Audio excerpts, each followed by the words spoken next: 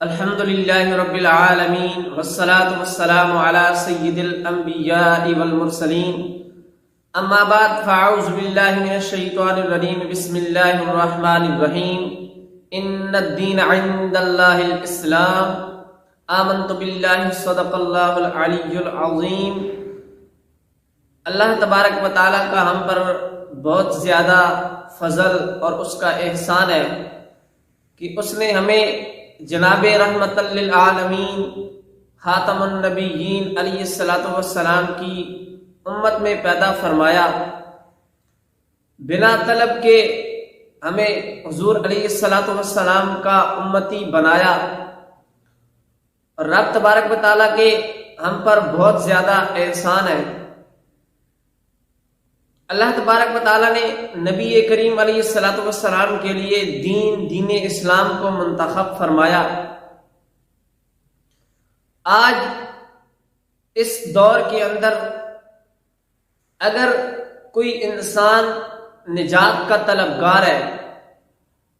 اگر کوئی انسان یہ چاہتا ہے کہ وہ اس دنیا میں بھی کامیاب ہو جائے، اس دنیا کے بعد والی زندگی میں بھی کامیاب ہو جائے،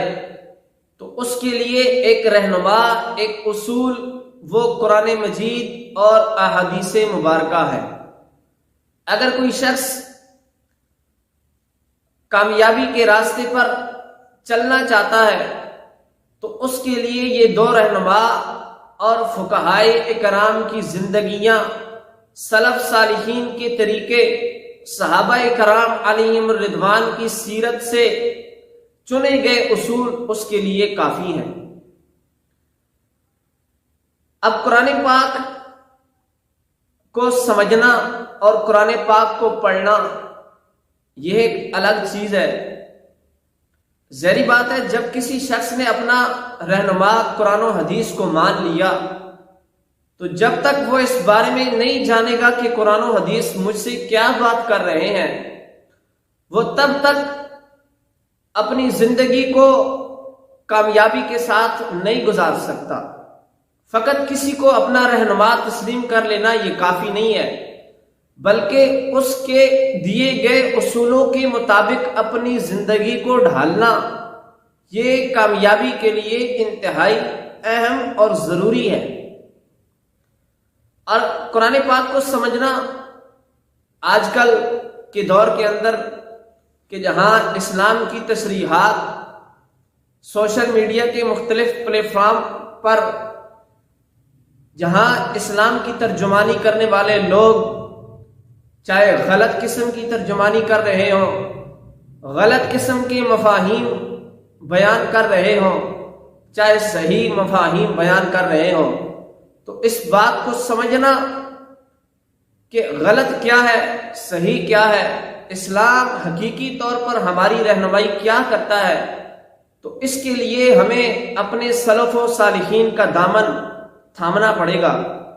کہ ہمارے جیسے فقہائے کرام، محدثین اکرام، مفسرین اکرام، سلف صالحین نے، صحابہ اکرام علیہم الرضوان نے جیسے قرآن و حدیث کو سمجھا، تو ان کی سمجھ کے مطابق قرآن و حدیث کو ہم نے سمجھ کر اپنا رہنما تسلیم کرنے کے بعد اس پر گامزن ہونا ہے، تاکہ ہم اپنی زندگی شریعت و سنت کے مطابق گزارنے میں کامیاب ہو جائیں۔ آج ہر بندہ اس بات کا دعویٰ دار ہے، ہر بندے کا یہ دعویٰ ہے کہ وہ اسلام کے مطابق اگر زندگی گزارے تو وہ کامیاب ہو سکتا ہے، لیکن آیا اب اسلام حقیقی معنوں میں ہمیں کہاں سے ملے گا؟ وہ صحابہ اکرام کی زندگیوں سے ہمیں اسلام ملے گا، فقہائے اکرام کی زندگیوں سے اسلام کے اصول ہمیں چھلکتے نظر آئیں گے، اور اولیاء کرام کی زندگیاں ہمارے لیے بہترین نمونے کے طور پر سامنے نظر آئیں گی۔ تو جب ہم ان کی زندگیوں کی طرف نظر کریں گے، انہوں نے کیسے قرآن و حدیث کو سمجھا اور اس پر عمل کیا، تو آج انہیں لوگ کامیاب تصور کر رہے ہیں۔ تو آج اس دنیا میں جب تک ہماری سانس کی مالا یہ چل رہی ہے تو ہم ان اصولوں کے مطابق، ان کے سمجھے گئے مفاہیم کے مطابق اپنی زندگیاں جب قرآن و سنت کے مطابق گزارنے میں کامیاب ہو گئے تو آنے والی نسلیں ہمیں اس تصور میں لائیں گی کہ وہ لوگ جو گزر گئے انہوں نے اپنی زندگیاں کامیاب طریقے سے گزاری۔ اب قرآن پاک کو سمجھنا یہ بھی ہے کہ قرآن پاک کو جس طرح رب تبارک و تعالیٰ نے نازل فرمایا اس کو ویسے پڑھنے کا حق ادا کیا جائے۔ جب تک ہم قرآن پاک کو صحیح معنوں کے اندر تجوید و قرات کے ساتھ نہیں پڑھ سکیں گے اس وقت تک ہم قرآن پاک کو سمجھنے سے قاصر رہیں گے۔ تو اعلیٰ حضرت علی رحمہ نے علم تجوید کے حوالے سے آپ نے بڑی ہی پیاری رہنمائی اور اس کی اہمیت کو اجاگر کرتے ہوئے آپ نے فتاوی رضویہ شریف کے اندر چند ایک مثالیں بیان کی ہیں۔ ان میں سے ایک مثال میں آپ کے گوش گزار کرتا ہوں۔ اعلیٰ حضرت علی رحمہ فرماتے ہیں کہ عام تو عوام ہے، عوام تو عوام ہے کہ میں نے علم التجوید سے خالی خواص کو بھی پایا ہے کہ علم تجوید کے حوالے سے بڑے بڑے محدثین کہلانے والے، بڑے بڑے مفسرین کہلانے والے، بڑے بڑے علماء کہلانے والے، اپنا نام دنیا میں کما کر رکھنے والے، ان کو جب میں نے دیکھا، ان کی زندگیوں کو جب میں نے ٹٹولا دیکھا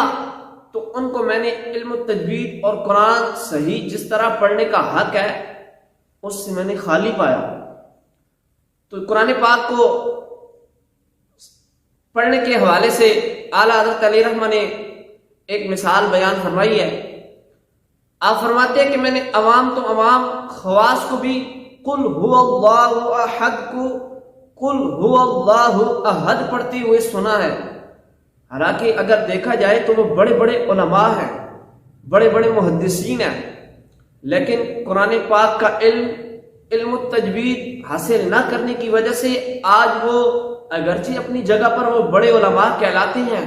لیکن رب تبارک و تعالیٰ نے قرآن پاک کو جیسا پڑھنے کا حکم ارشاد فرمایا ویسے پڑھنے سے وہ قاصر ہے۔ کیوں؟ علم تجوید کی نہ ہونے کی وجہ سے یا عدم توجہ کی وجہ سے۔ تو ہم نے یہ سلسلہ شروع کیا ہے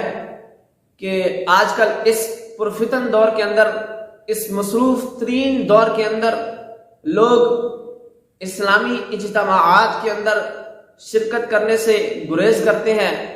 کیونکہ ان کی زندگیاں بڑی مصروف ہو چکی، اور جمعے کے اوپر بھی وہ تقریر سننے کے لیے بہت اینڈ ٹائم پہ آتے ہیں کہ ان کو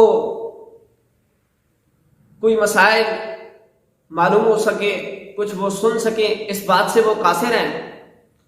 تو ہم نے یہ سلسلہ شروع کیا کہ یوٹیوب کے اندر ہم نے اپنا ایک چینل بنایا، تو اس کے ذریعے ہم آپ کو اسلام کا حقیقی معنی، اسلام کی حقیقی تعلیمات آپ کے سامنے پیش کریں گے، اور پیش کرنے کی حد الامکان حق بحق کوشش کریں گے۔ تو آپ سبھی تمامی حضرات سے گزارش ہے کہ آپ ہمارے اس چینل کو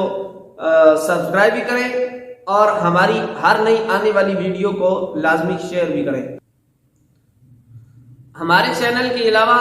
یوٹیوب کے اندر اور بھی بہت سارے چینل موجود ہیں کہ جو اسلام کا نام لے کر اسلام بیان کرتے ہیں۔ ہم یہ نہیں کہتے کہ وہ سارے چینل غلط ہیں یا وہ سب اسلام حقیقی طور پر بیان نہیں کر رہے۔ بہت سارے چینل ایسے ہیں کہ جو اسلام کا حقیقی معنی اور اسلام جیسا نازل ہوا ویسے قرآن و حدیث کو حق کے مطابق بیان کر رہے ہیں، لیکن اسی کے اندر بہت سارے چینل اور بہت ساری ویڈیوز ہمیں ایسی بھی دیکھنے کو ملی ہیں کہ جو اسلام کو توڑ کر بیان کر رہے ہیں، جو کہ حقیقی اسلام کا تصور نہیں ہے، حقیقی اسلام کا معنی نہیں ہے۔ تو ہم نے اپنے کریم اساتذہ سے جو اسلام کا حقیقی علم حاصل کیا، اسلام کی روح تک ہم پہنچنے کی ہم نے جو سعی کی ہے، ہم کوشش کریں گے کہ آپ اپنے ناظرین تک ہم یہ اسلام کا حقیقی معنی، اسلام کی حقیقی روح پہنچانے کی سعی کریں۔ اللہ تبارک و تعالی ہماری سعی کرنا اپنی بارگاہ میں قبول و منظور فرمائے، آمین۔